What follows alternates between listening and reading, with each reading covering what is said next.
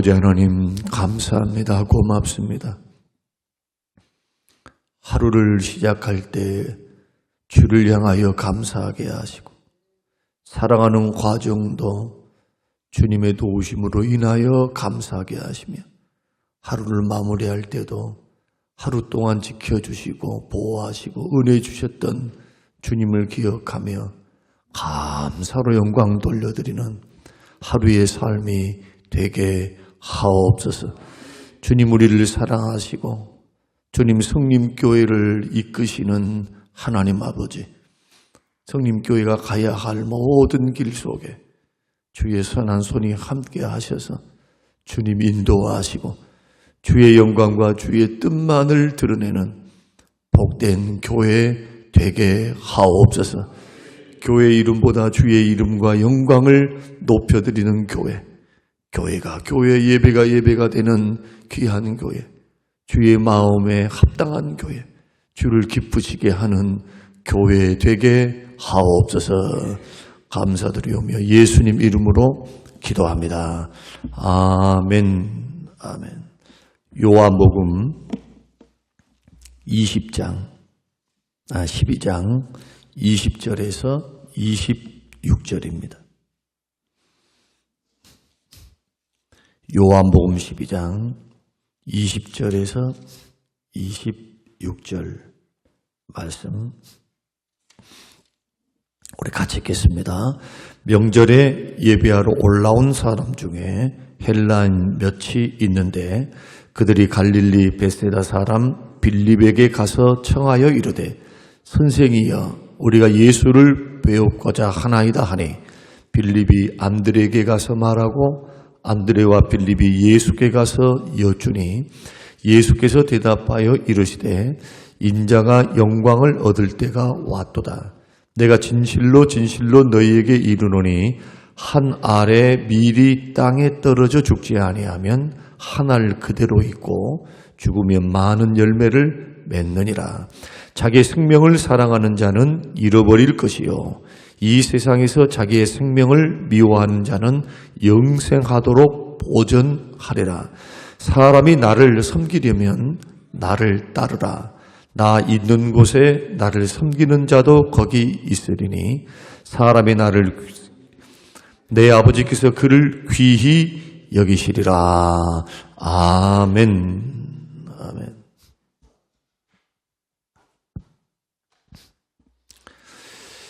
예수님께서 유월절, 마지막 유월절을 지키기 위해서 또 십자가에 죽기 위해서 이제 예수님께서 예루살렘으로 입성하셨습니다. 나귀 새끼를 타고 감람산에서 이제 언덕을 넘어서 기드론 골짜기를 통과합니다. 그 기드론 골짜기 끝에가 겟세마네 동산이 있습니다. 교회가 크게 세워져 있는데 예수님께서 목요일 날 저녁에 하나님 앞에 부르짖고 기도했던 그곳, 마지막 기도했던 그곳이 바로 겟세마네 동산이죠. 겟세마네 동산을 지나서 기드론 골짜기, 그리고 기드론 골짜기에서 바로 곧장 올라가면 어제 말씀드린 대로 동문이 나옵니다. 동문. 예수님은 주로 동문을 이용하셨습니다.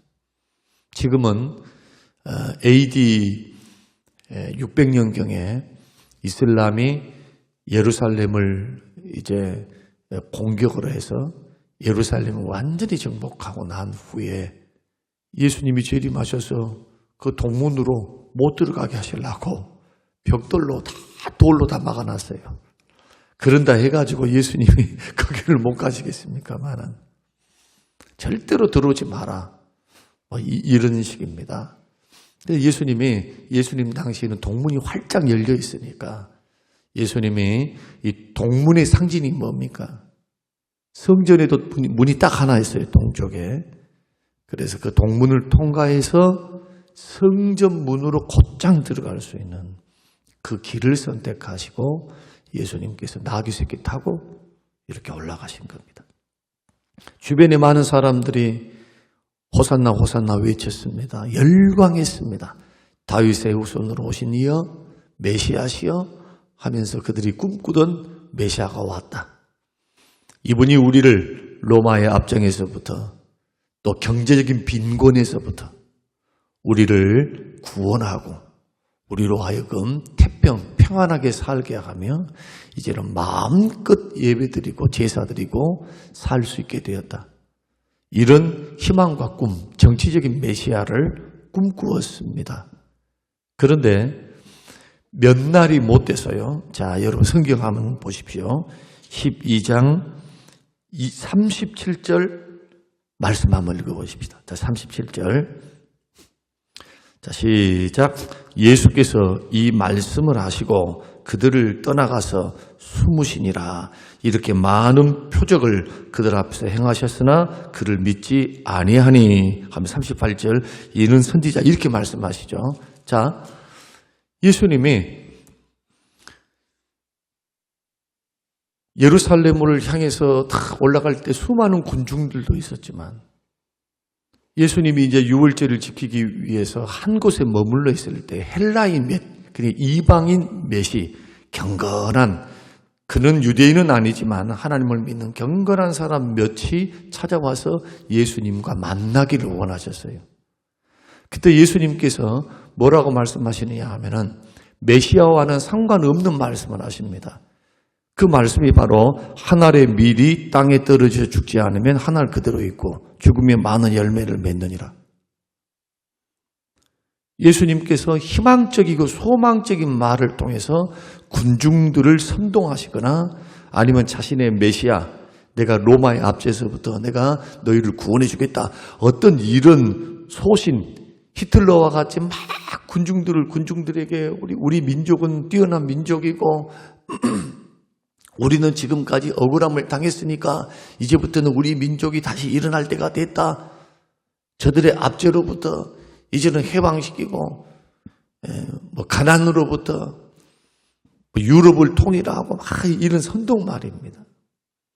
예수님은 그것 하지 않습니다. 그러면서 무슨 암시를 주느냐? 나 죽으러 왔다.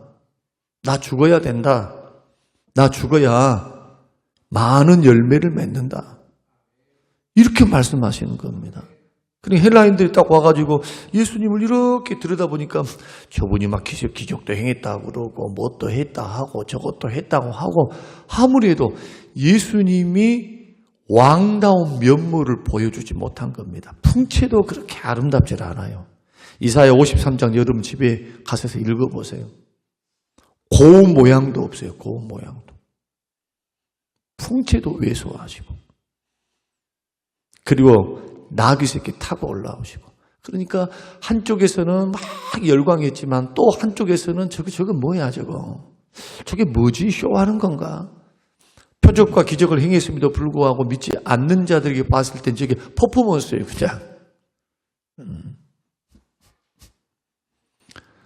이런 역사를 가만히 들여다보시기 바랍니다. 우리 예수님은 처음부터 목수의 아들, 가난뱅이 목수의 아들로 이 땅에 오셨고 여간에서 말구유에서 태어나신 순간부터 예수님의 겸손, 예수님의 낮아지심이 시작된 겁니다. 예수님의 낮아지심은 죽기까지, 십자가의 죽기까지 진행이 됐는데 그 십자가의 죽으심은 낮아지심의 절정이죠. 겸손의 절정이 죽음입니다. 자기 죽음이에요. 자기 죽음. 자기 죽음.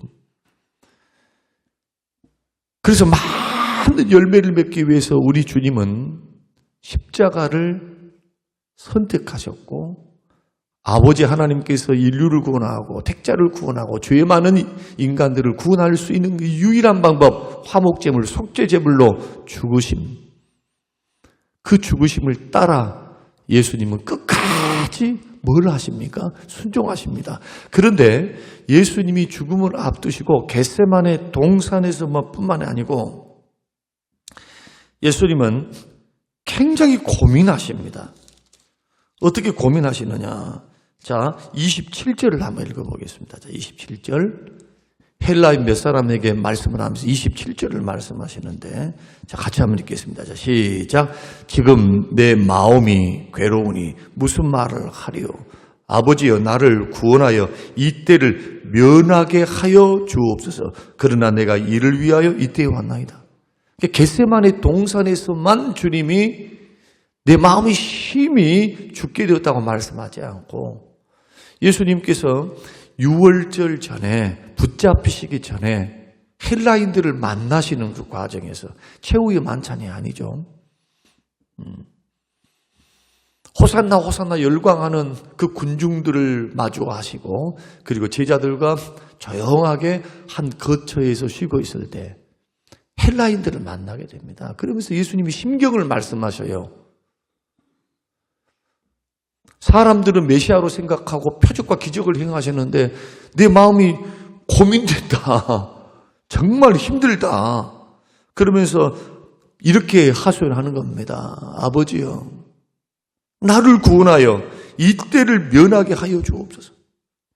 이게 솔직한 심정 아니겠습니까? 육체를 가지고 있는 인간으로서, 인간 예수님으로서 솔직한 마음이죠.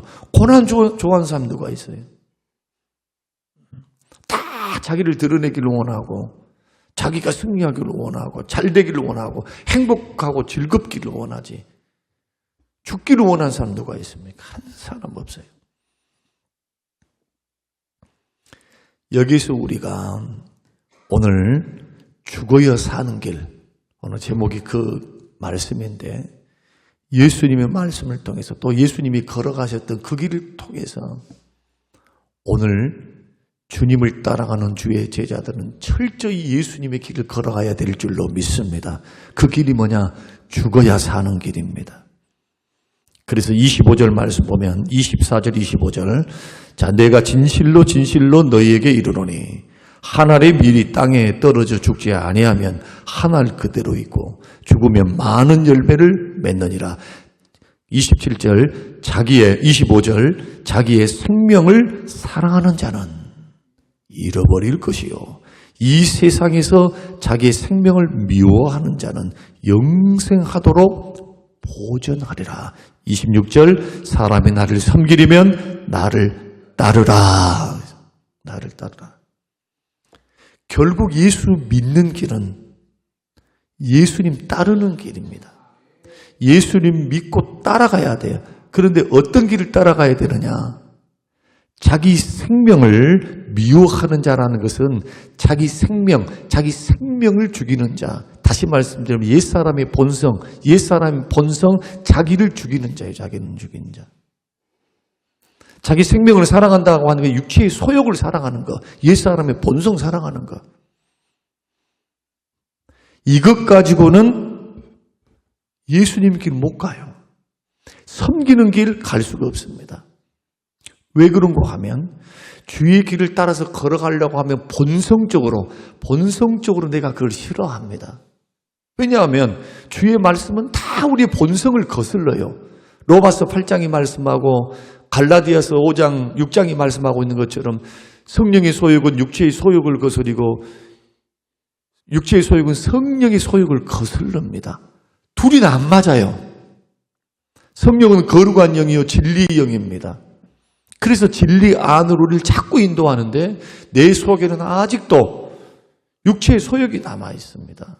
죄성이 남아 있어요. 이 둘이 싸우게 됩니다. 그러니까 예수님의 이 말씀은 뭐냐? 인간적으로 보면은 나는 십자가 짊어지기 싫다는 거예요.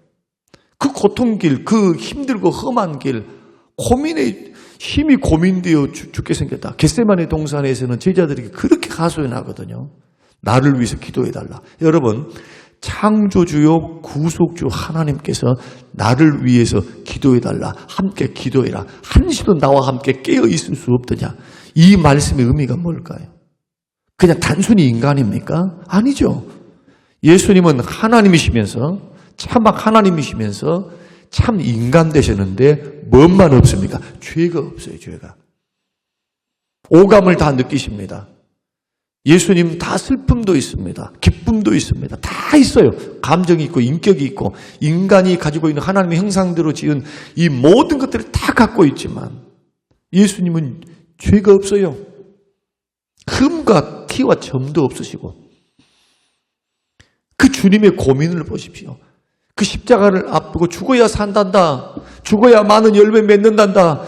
나를 섬기는 길은 자기를 사랑해서는 안 된다. 자기를 부인하고 자기를 미워해야 영원토록 생명이 보존된다. 구원받는다는 거죠. 구원의 길이 그거다. 영원한 생명의 길이 이거다 하는 거예요. 그게 단순히 우편 강도와 같이 나 이제 회개했으니 예수 믿습니다. 이것을 일반화시켜서는 안 된다는 거예요. 그렇게 구원시킬 분이 있겠죠. 마지막에 그렇게 믿을 사람이 있을 거예요. 그러나 제 경험상 그런 사람은 너무너무 드물다는 걸 아셔야 됩니다. 여러분, 마지막 죽음을 앞둬서 복음을 증거합니다. 복음을 증거해도요, 이를 앙다물고 안 믿을 사람 절대 안 믿어요. 믿을 것 같습니까? 성령께서 역사하지 않으시면 절대 안 믿어, 절대. 끝까지 고집 피우고 자식들이 그렇게 애원하고 믿는 자식들이 그렇게 말을 해도 절대로 안 믿고 죽어요. 그 살아생전에 우리가 주님의 길을 걸어갈 때 우리가 죽음 앞두고 그냥 겨우 구원받는 그것이 아니고 어느 날 주께서 어렸을 때 아니면 청년기 때 아니면 결혼해서 어느 날 내가 팔팔하고 물질도 있고 건강도 있고 하나님께서 그런 길을 나에게 허락하셨다면 그 다음부터 저와 여러분의 길은 어떤 길이냐? 죽어야 사는 길 걸어가셔야 합니다. 죽어야 열매 맺는 길 걸어가야 돼요. 그래야 주님 섬길 수 있어요. 여러분들이 장로님이 되었다, 목사가 되었다. 전에도 설명드린 것처럼 그게 중요한 게 아니다니까요. 그게. 아니, 교회에서 열심히 활동을 해서 인정받아서 세워놨어도 잘된 분도 있고 못된 분도 있어요. 주님 보시기에 아름답게 성장해서 교회에도 영광이요, 주께도 영광이요, 본인도 영광이요. 누가 봐도 겸손하게 섬기면서 하나님의 영광을 드러내는 종이 있는가 하면 교회를 망치는 사람들이 있어요. 누가요? 목사 장로가. 이것은 절대로 가볍게 여기면 안 됩니다. 왜? 우리가 상대로 하고 있는 것은 예수님의 핏값으로 산 몸된 교회입니다. 절대 개모임이 아니단 말이에요. 개모임. 자, 밖에 나가서 개모임은 그냥 우리 개 모이지 말자. 어쩌고 싸우고 따지고 지지고 볶으면서 그냥 어떻게 했네. 개돈 먹고 튀어불고 막 이런 일들이 있어서 상했습니다. 어쨌습니다. 저쨌습니다. 이렇게 하면 그 모임 안 하면 되는 거예요. 그냥 참석을. 그러나 몸된 교회는 예수님의 몸이기 때문에 예수님께 상처를 드리는 것이 되는 겁니다. 여러분 생각해 보세요. 우리가 지금 믿음의 길, 생명의 길을 걸어갑니다. 지금 주님 만나러 가는 길이에요, 지금. 근데 주님은 교회를 가리켜서 내 몸이다 말씀하고 나는 교회의 머리다고 말씀하시거든요. 이 교회는 내 것이다. 로마서 1장 7절을 보면 6절 7절을 보면 우리는 예수 그리스도의 것으로 부름을 받았어요. 핏값으로 사셨으니까 예수님 것이죠. 하나님 것입니다. 그래서 이 길은 철저하게 죽어야만 주변이 사는 길. 오늘 이번에 우리가 임직을 41명이어야 합니다. 41분이 교회에서 만약에 죽는다고 해보십시다. 영적으로 자기 소욕을 죽이고 자아 일산의 본성을 죽이고 죽여야 예수님의 향기가 드러나요. 옥합 깨트린 사건도 말씀드렸죠. 옥합은 그대로 있어버리면 예수 향기를 맡을 수가 없어요. 보관은 하죠. 값비싼 300데나리온이라고 하는 향유. 그것은 그냥 물건 덩어리요, 그냥. 그러나 그것이 깨어져야만 주변 사람들에게 향기를 발합니다. 주변을 아름답게 하고 행복하게 하고 이런 역사를 이루는 것처럼 오늘 예수 믿는 믿음의 사람들은 참 생명을 얻는 신앙생활이 뭐냐? 영원한 생명을 얻는 신앙생활이 뭐냐? 자기 생명을 미워한 자는 영생하도록이라 하잖아요. 보전하리라. 우리 주님이 친히 하신 말씀입니다. 그래서 예수님은 믿음도 강조했지만은 삶도 강조를 많이 하세요. 예수님은 극단적으로 말씀합니다. 믿음의 영생을 얻었다. 구원을 얻었다. 그러나 주여 주여 하는 자가 아니다. 마태복음 7장에서는 내 말을 순종하는 자. 도무지 나는 너를 모른다. 어떤 자? 하나님 말씀을 알고 있으면서도 그 뜻대로 안 순종을 안 해요. 이 극단, 양극단 속에서 우리는 성경을 대하는 겁니다. 전에도 설명드린 것처럼 성경은 전체를 봐야 된다고 했습니다. 전체를 통해서 성경이 해석돼야 돼요. 그래서 참 믿음은 반드시 행위를 동반한다. 어떤 행위? 예수 따라가는 행위. 그럼 예수님은 어떻게 따라갈 수 있습니까? 자기가 죽어야 돼요. 다시도 강조합니다. 자기가 죽어야 돼요. 자기 속에 있는 욕심이 죽어야 돼. 욕심이 다 뭐냐? 욕심. 이생의 자랑, 육신의 종교, 안목의 종교, 인기, 명예, 무슨 자존심. 이런 것이 다 뭡니까? 이것이 다 마귀가 미혹하는 미끼예요, 미끼. 여기서부터 모든 죄가 다 나오는 거예요. 여러분 절대로 이 길 걸어가지 마세요. 이 길 걸어가면 반드시 망합니다. 그래서 로마서에서도 계속해서 말씀을 하고 있는데 죄에 대해서는 반드시 죽어라. 그래서 로마서 6장 11절 육신의 일을 벗어버리고 로마서 8장 13절과 14절은 너희가 육신대로 살면 반드시 죽을 것이로되 못을 딱 박아놓습니다. 육신대로 산다는 게 뭡니까? 자기가 살아서 막 설치고 가는 거예요. 자기가 살아서 하나님도 뒷전이요, 말씀도 뒷전이요, 성령의 감동도 뒷전이요. 하여튼 자기 생각, 자기 판단, 자기 마음에 있는 욕심, 이것이 앞서서 본성이 앞서고 자꾸 나가면 육신의 소욕과 본성은 갈라디아서 6장을 한번 보세요. 집에 가서